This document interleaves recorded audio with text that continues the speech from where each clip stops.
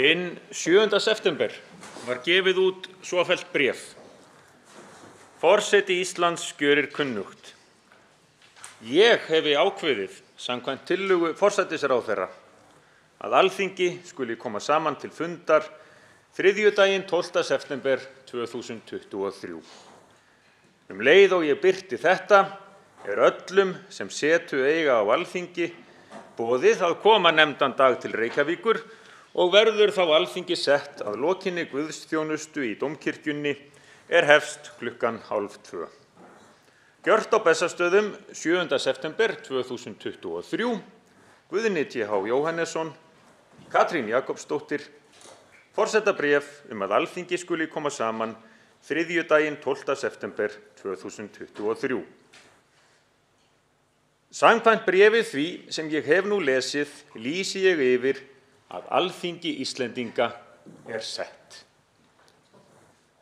Ágætu alþingismenn, ég býð ykkur velkomna til þings og óska ykkur góðs gengis í mikilvægum störfum. Framundan annasamur tími að vanda, að mörgu að hyggja þegar horft fram á veg. Þennan þingvetur og allt næsta ár einnig margs að minnast ef horft öxl. Þannig vel við hæfi að nefna það hér á hinu háa Alþingi að árið 2024 verða rétt 1000 ár liðin frá því að merk þingræða var flutt, ef marka má Heimskringlu Snorra Sturlusonar. Einar þveræðingur mælti þá gegn þeirri ósk Ólafs helga Noregskonungs að fá Grímsey til eignar og hafa rök Einars, eins og Snorri skráði þau, lengi lifað, verið nýtt í sjálfstæðisbaráttu og pólitískum rökræðum. Þótt kóngur væri ágætur, gætu aðrir verri komið í hans stað. Ánauð sú myndi aldrei hverfa af þessu landi og myndi mörgum kotbóndanum þykja þröngt fyrir dyrum. Einar vildi samt góð samskipti við valdið ytra og Snorri líka, út í það farið. Þeir voru engir einangrunarsinnar.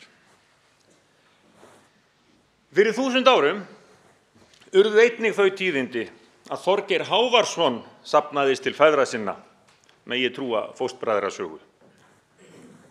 Aldrei skyldi góður drengur láta þá skömm af sér spyrjast að kjósa frið ef ófriður var í boði. Þetta Þórelfur móðir hans, látin segja í Gerplu, snildarlegu verki Halldórs Laxness í anda fornsagnanna. Aumri aðdáun andhetjunar Þorgeirs á valdi má halda á lofti nú stundir, þegar ráðamenn í Rússlandi reyna að sýna mátt sinn og megin með því að ráðast með ofbeldi inn í grannríki. Og þannig tengist fortíð, nútíð og fleiri tímamót bíða á þessum vetri. 5. janúar verða 150 ár liðin frá því að Kristján 9. Danakonungur staðfesti stjórnarskrá hinn sérstaklega málefni Íslands. Þau grunnlög sem okkur voru færð að utan þegar landið tilheyrði Danaveldi. Og annarra og enn merkari straumhvarfa þarf að minnast eftir þingfrestun eða þar bil eða líkum lætur. 17. júní 2024 verða 80 ár liðin frá stofnun lýðveldis á Íslandi. Fullveldi var áður fengið en eftir var að færa þjóðhöfðingjavaldið hingað til frambúðar. Það var gert og ný stjórnarskrá samþykkt. Áfram bar hún þess þó skýrmerki að eiga rætur í konungsríki, vera samin fyrir konungsríki. Enn var því mikið verk að vinna í stjórnarskrármálum. Það fannst forseta hins nýja lýðveldis og þingheimi öllum, almenningi og lögspekingum sömuleiðis. Nú að síðustu nefni ég svo kaflaskil sem okkur næst í tíma. 1. janúar 2024 verða 30 ár liðin frá því að samningurinn Evrópska efnahagssvæðið tók gildi. Og satt það sem Sigurður Líndal sagði skömmu síðar. Önnur eins breyting hefur ekki orðið á íslenskri löggjöf síðan á 13. öld þegar Járnsíða og síðar Jónsbók voru lögleiddar. Satt það líka að síðustu áratugi hefur Ísland gerbreyst að mörgu leyti. Nú stór hluti íbúa landsins af erlendu bergi brotinn. Fólk sækir hingað vinnu eða skjól og sé vel að verki staðið verður samfélagið fjölbreyttara og fallegra, öflugra og framsæknara. Leið þurfum við að tryggja að eining ríki grunnstoðir okkar, málfrelsi og athafnafrelsi hvers og eins, réttarríki og samhjálp. Samfélag þar sem fólk getur sýnt hvað í því býr, sjálfu sér og öðrum til heilla, en fær líka þá aðstoð sem þörf krefur hverju sinni. Og samtímis má efla þá þætti í menningu okkar og mannlífi sem geta sameinað flesta íbúa landsins. Við eigum tungumál sem gerir okkur kleift að skilja það sem var skráð á bókfell fyrir nær 1000 árum, Heimskringlu og Fóstbræðrasögu, Járnsíðu og Jónsbók og allan okkar menningararf í aldanna rás. Í þá íslensku taug vefjast sífellt nýir og ferskir þræðir.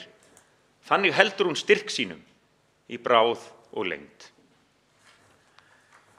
Ágætu alþingismenn, þessi sannindi hafa aðrir orðað mun betur en ég. Ísak Harðarson var eitt mesta trúarskáld okkar tíma á Íslandi, en orti annars allt milli himins og jarðar. Heyrið hvernig hann lýsir mætti málsins í kvæðinu Til móts við orð og fer ég hér með hluta þess. Þegar Ingólfur Arnarson hélt burt af Kringlu þeirri menn byggðu á hans tíð og sigldi með fólk sitt og fé á vit landsins hermt var að lægi yst í norðri. Þá hélt hann ekki til móts við land, heldur orð. Þrjóst sigldi skipið, öldu eftir öldu, eftir öld, 1100 ár. Djarft sigldi skipið. Og hér siglum við enn, djúpan geiminn á bláum netti, knúnum sólvindum, til móts við orð. Þannig orti skáldið og megi orðin og málið lifa áfram. Og öll getum við lagt okkar af mörkum og sjálfsagt að ríkisvaldið sé í fararbroddi. Í stjórnarskrá mætti þannig vera kveðið á það sem segir nú þegar í lögum að íslenska þjóðtunga Íslendinga og opinbert mál á Íslandi. Ályktun þess efnis gæti jafnvel þótt við hæfi á afmælisárinu framundan. Best væri líka að opinber fyrirtæki hefðu íslenskt mál ætíð í forgrunni, á flugvöllum, hjá stofnunum og hvarvetna. Lítt stóðar að kvart undan því að alþjóðamálið enska sæki á ef við sjálf gerum því óþarflega hátt undir höfði en látum okkar eigin tungu liggja í láginni. Svo verðum við að gera þeim sem hingað flytja betur kleift að læra íslensku, bjóða fleiri námskeið og námsefni, sýna jafnvel aukna lipurð og aðstoð á starfsvettvangi, það kæmi okkur öllum til góða. Virðulegu alþingismenn, vitaskuld mætti gera ýmislegt annað að umtalsefni, að svo ótal mörgu að hyggja í flóknu þjóðfélagi. Og þegar allt kemur til alls, varðar meiru hvað við segjum við hvert annað, heldur en á hvaða máli. Nú við upphaf þings lýsi ég því þeirri von að ykkur megi auðnast að vinna vel í þágu lands og þjóðar. Vissulega á þingið að vera vettvangur ágreinings og átaka ef svo ber undir. Vissulega getur verið að einhverjum þyki orð Bríetar í laginu Esjuna eiga vel við, að við förum hér eftir einbreiðum vegi sem liggur í öfuga átt og allt síendurtekið, samt svo mikið ósagt. Engu að síður má vona að góður andi ríki hér, að virðing verði borin fyrir ólíkum sjónarmiðum, að þingmenn geti notið ljúfra stunda milli stríða, slegið á létta strengi og fundið að þrátt fyrir allt það mun fleira sem sameinar okkur í þessu landi en það sem sundrar okkur. Að svo mæltu bið ég ykkur öll að minnast fósturjarðarinnar með því að rísa úr sætum.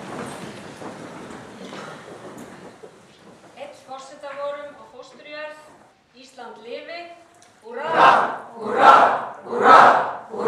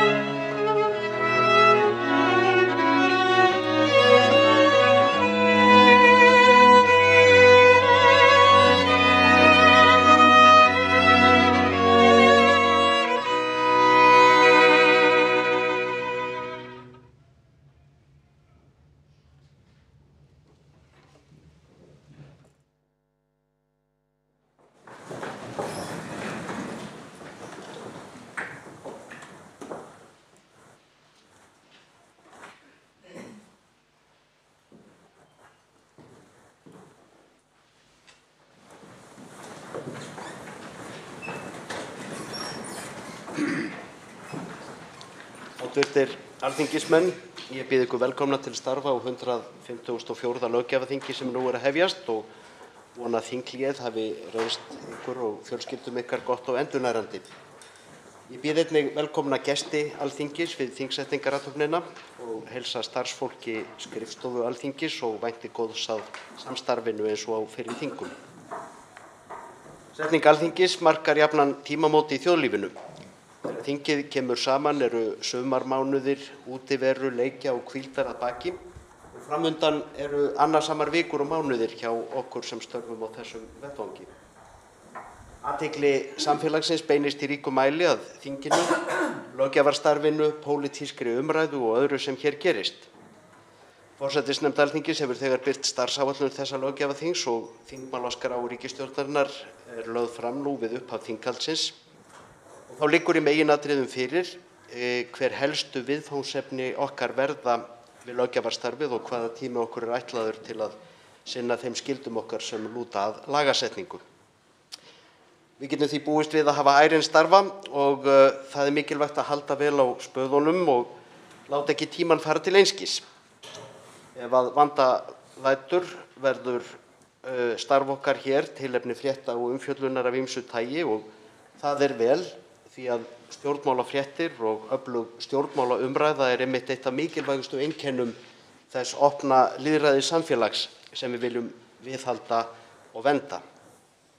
Ef ég þekki háttvirta þingmenn rétt þá munu þeir hvorki skorast undan því að taka þátt í almennu stjórnmálaumræðunni utan þings, né heldur þeirri sem fer fram hér í þingsalnum, en hvað þá síðarnefndu varðar er gott að hafa hugfast að góð orð og spakleg geta hæglega sokkið og horfið í langvinnum orðaflumi. Þegar við kvöddumst við þingfrestun 9. júní síðastliðinn lét ég þess getið að nú í haust yrði tekið í notkun nýtt skrifstofuhúsnæði Alþingis hér við Tjarnargötu. Þetta endurtekið nú og flyt jafnframt þau góðu tíðindi að flutningar í nýja húsið eru mun skemmra undan heldur en þegar við kvöddumst í vor. En er þó verið að vinna að frágangi við nýbygginguna og ég ætla ekki að fara út í nákvæma dagsetningu hvenær flutt verður, en ég tel þó fullvíst að við munum flytja inn áður en að haustþingi lýkur. Í nýja húsinu verða fundarherbergi fastanefnda þingsins, skrifstofur þingmanna, funda- og starfsaðstaða þingflokka og starfslið þeirra og einnig mun hluti starfsfólks skrifstofu Alþingis hafa þar vinnuaðstöðu. Ég er sannfærður að þessi nýja aðstaða verður til mikilla framfara fyrir dagleg störf okkar hér á þinginu.